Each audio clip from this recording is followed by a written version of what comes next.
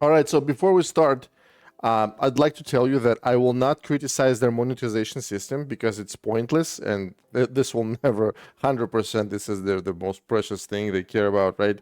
There is no point to talk about monetization. I will only criticize the mechanics and the priorities. This thing is more important than that. This thing is more important than that. Stuff like that. Okay? I hope I'm clearly seen and heard. Let's go. People, and this is actually one that's been repeated, like people really want more deck slots, a minimum of 2 deck slots by heroes, 1 for PvP and 1 for PvE. Is that something? Man, it's just literally, we're 9 seconds into that. Do you really ask for more deck slots? Like, who here in this chat asks for more decks and for more deck slots? Is this really the most important problem? 99% of people are sitting without the content, have nothing to do in the game every day. You do a PvE once and that's it. And people are asking about more deck slots? You guys plan on adding the game in the future? I don't even need to go mad. Like, there is literally every second of this interview. It drives me nuts. Not something we can speak to whether or not it's in our plans or not, but we've certainly heard that feedback from the rest of the community before. And yeah, we don't have any specific plans to address it right now at the moment, but it is a great idea. And it's something that I think a lot of people on the team are passionate about, but we just don't have any plans that we're talking about. Please don't have these plans. Put this effort into something important. We don't need these fucking deck slots. Nobody has ever quit the game because of not having deck slots or something like that in other games. At the moment for it. Okay. Does your team have plans to update the guild finder to put active guilds in front of new players instead of inactive guilds held by inactive players? Similar to what Jeremy said about the decks for leaders, like we hear the feedback. I think we agree that would be a great quality of life improvement, but we can't say whether or not that's coming at a specific date in the future. When will people be able to play against their friends? Play against their friends, not with them. Well, we just gave everybody the ability to play with their friends. I think. Yeah, the ability to play with their friends once per month. It's not funny, bro. Like, come on, people. You're working for AAA company, and you think it's funny. I think people want to test decks against their. I think the concept is that people, because it's a multiple questioning, and they want to play PvP with their friends to test decks before they go into certain in other environments. That would be wonderful. With any feature-based question, you're kind of going to get the same answer from us. Like, that sounds like a really fun idea, but we're not really prepared to talk about what we're releasing in the future for the game, unfortunately. What's the fucking point of this interview?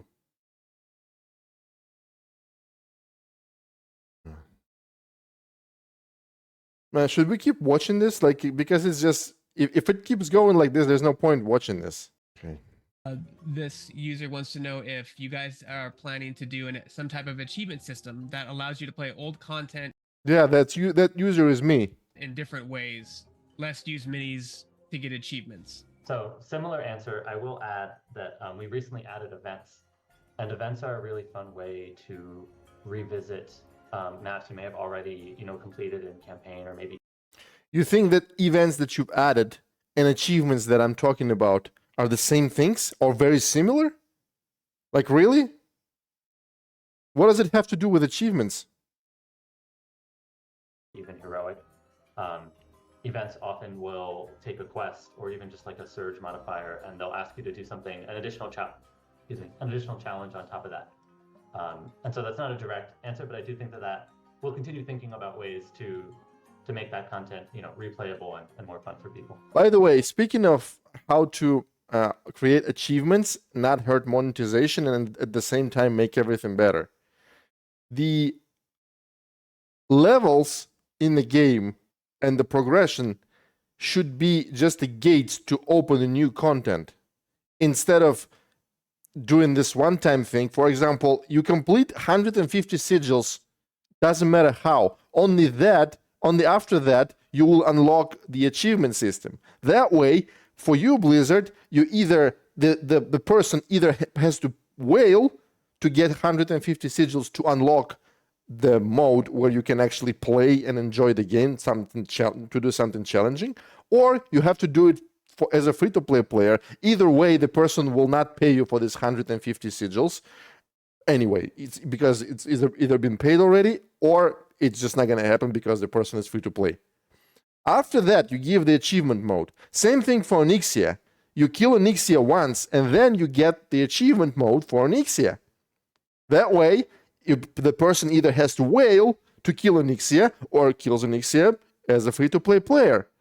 Either way, you're not going to get any money from this person for Onyxia. Now let us fucking enjoy the game. Why don't you do that? That kills all the birds in one shot. This user says, any plans for improving efficiency of the app? Battery drain, and device overheat is brutal with this game. Yeah, so I can It's a good thing. Yeah, okay. answer that one very directly. Yes, 100%. We're always working on the performance of the game. That is something that we're acutely attuned to on the development team, especially from an engineering point of view. They are always trying to make maps load faster, bring down heat on the devices, make sure your interactions with the app are as quick and as snappy as possible. That is something we definitely always have an eye on with every release. And I think players will see incremental changes, incremental positive changes with each new release that we have coming out, because we have such a strong eye on performance for the game. It's something that's very important to us. Do you plan on fixing the optimization for Pixel phones? This user is having a hard time loading into games on his Pixel 8, up to 2 minutes, he says. Yeah, we're always, all devices, we're always looking to optimize and improve. I have a Pixel personally, and I play the game on it, so that's something that, like, if we see a bug or something on it, I'll report it to the team. But we're always working on improving across the entire range of devices. There's a lot of devices out there. That's one of the benefits of working on a mobile game is, almost anyone who has a mobile phone can access the game.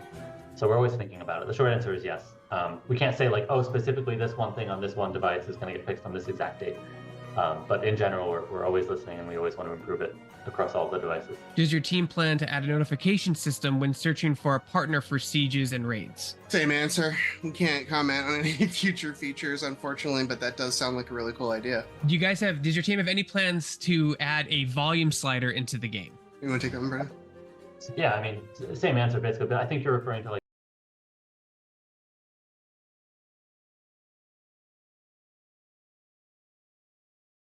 I mean, who the fuck asked this question on Reddit? Volume slider inside of the game? Every fucking phone, every tablet in this world has the buttons that control volume of the sound. Why do you need them? Like, why are we even talking about it when the game is in, like, it's like falling into hell, and you're talking about this volume slider? Like a volume slider, like within settings, it says like music volume, gameplay volume.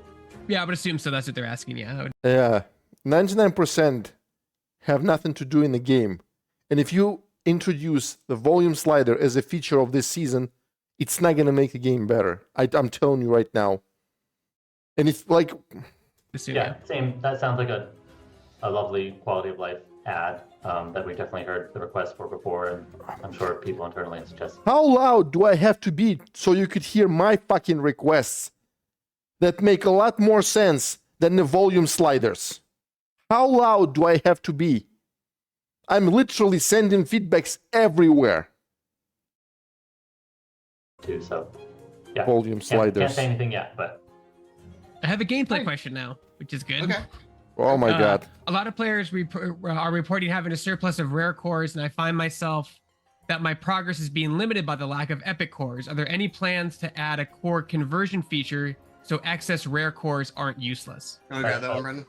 Yeah, sure. That's a really neat That's idea. A good thing. Yeah. Okay. Something where, I mean, same answer. Like we can't say yes or no. But something that we've looked at a lot in general is just like how the economy is functioning in Rumble, and we listen to a lot of feedback. The economy is functioning very easily.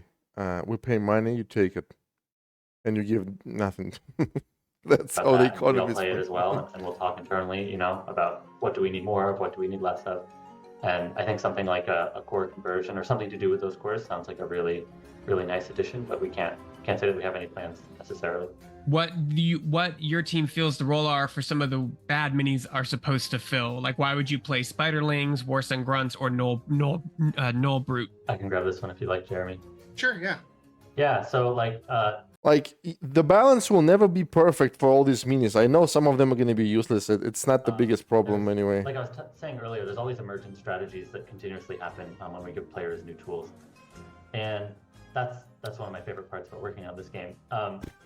I think depending on your strategy and your army and what you're using and what the meta in PvP is, I think there's always going to be something that's fun and viable that wasn't necessarily or didn't feel as fun or viable, the previous week. based It's on the no big modifiers deal. and the enchants It's and all okay. that stuff.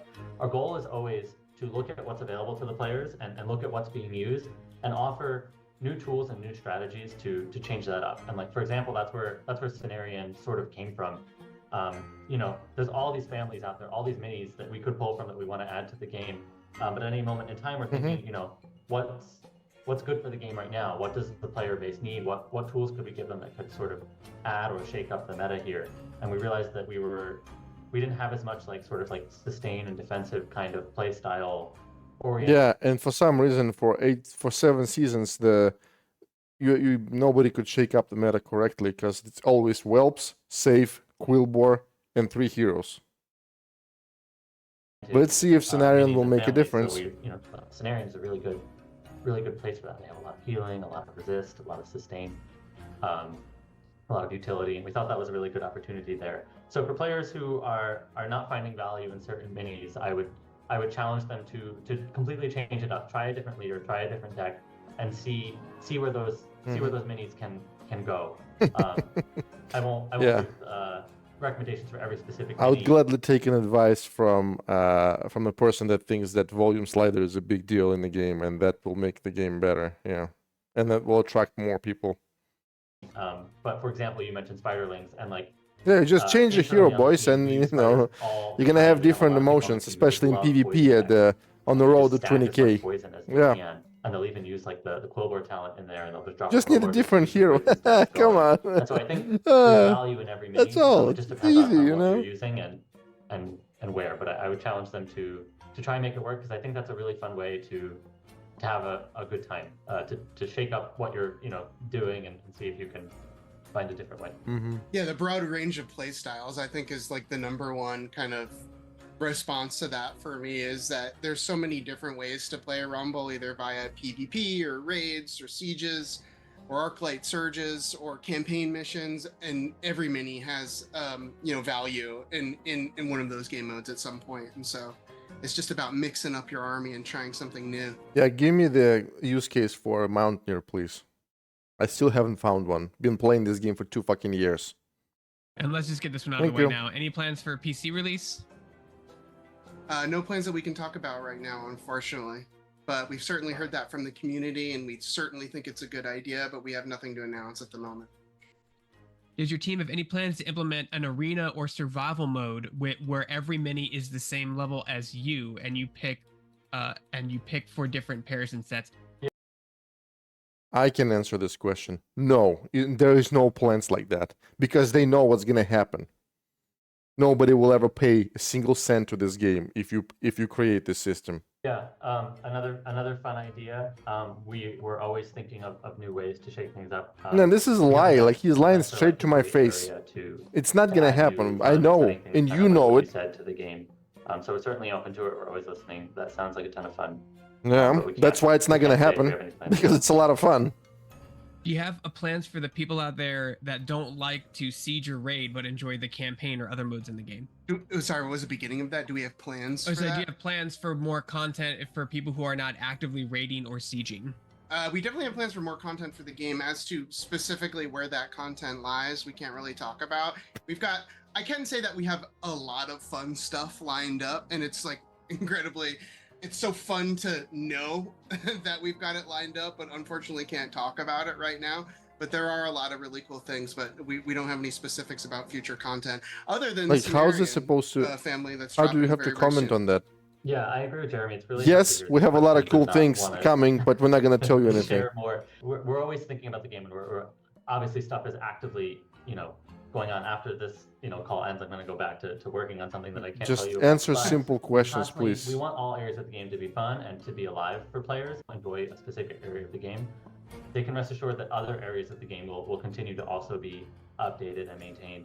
Something we can tell you about today is, like, for example, if someone really loves the campaign, we're adding 5 new campaign missions in Moonglade. It's going to be a new zone. There's going to be 5 new missions there. They're tons of fun. Yeah, tons of fun. It's a 1 hour for me and 1 day of work for an ordinary player who doesn't have high levels. Yeah, 5 campaign missions, exactly. Them reference some of those new scenario menus I told you about. Some are completely different. And I won't say too much about them, but they're going to be really fun. They're going to have heroic versions as well. And so that'll be another way for players to stay engaged with the campaign. For example, Heroic they can expect versions. for us to continue to come out with content in all areas of the game. Oh my god. Guys, I'm going to read the chat real after this. Sorry, because I'm just so pissed. I want this interview to end. Within that zone and all sorts of really fun content within Moonglade. We're super excited about that set of maps. It looks really, really fun. I think I have a personal favorite in Brightwing's map just because, I don't know, Fairy Dragon in general is just such a cool unit to me. And I just like how many, like, we did this whole, I don't want to ruin it. It's very cool. It's a very cool map that I think people will enjoy playing. Does your team plan to implement duos and other content forms, quest PvP dungeons? I know the answer. They can tell you anything right now. They do have plans, but they cannot tell you. Another interesting request that we've gotten a lot. Uh-huh. I think we definitely see the value in that, but we have no plans to talk about anything like that today, unfortunately. This person wants to know the design decision behind why you do not allow single-player raids. I can talk about that a little bit. Sieges and raids. I would love to have single-player raids, actually. It's kind of harkened back to raids in World of Warcraft, and something that was really cool about raids in World of Warcraft was that it was a community effort, and you had to get a large group of people together at a specific time, and you had to discuss strategy, and you'd go and take down these massive, like, seemingly impossible to defeat foes. There is a little problem about raids in Rumble and the raids in WoW. In raids in Rumble, 2 players can turn any encounter into a joke just by having double execute. It's just, I mean, I'm not blaming the devs, but right now the problem is that everything is going to be devalued if you do co-op in PvE. Double whelps, double quillbores, double executes, all that. Double cheat death, which is 10 seconds of immortality. You build 1 death ball with Drakisat and you give him 10 seconds of immortality. I don't know what can survive that. I'm not blaming you, first time ever, but this is the problem. That is why you cannot think, oh, if raids in WoW are so cool, let's do the same thing in Rumble. In Rumble, the mechanic is different, and it's just not going to work. And you could celebrate your as victory easily together and get these crazy rewards. as it does in WoW. And for some of them, they would like do this like whole server-wide message, and like it would change like some stuff that happened in the capital cities. Like it was so cool. And something we're always thinking about with Rumble is how do we take these different experiences, these different ideas, whether they're from World of Warcraft or not, and bring them to the mobile audience and bring them to our mobile players and make them fun. And when we were looking at sieges and raids, we thought, what is a core element of raids that we really don't want to miss out on? And that was the sense of cooperation. And so, Lord, do we have execute? Yeah, let's go to the right side. Boom, boom, dead. We didn't think amazing cooperation. Amazing. A single mobile level would be fun for those 40 people. So we brought it down to 2. We thought that was a really fun co-op experience. We think that it was a really fun co-op experience. These multitudes of combinations we've talked about before, these different minis and talents. You now add a second person who's bringing a second army. And there's lots to discuss. There's lots of strategy there, and we felt like that was just a really fun. That's the point. There is not a lot of strategies. There is not a lot of strategies. There is double execute strategy for everything.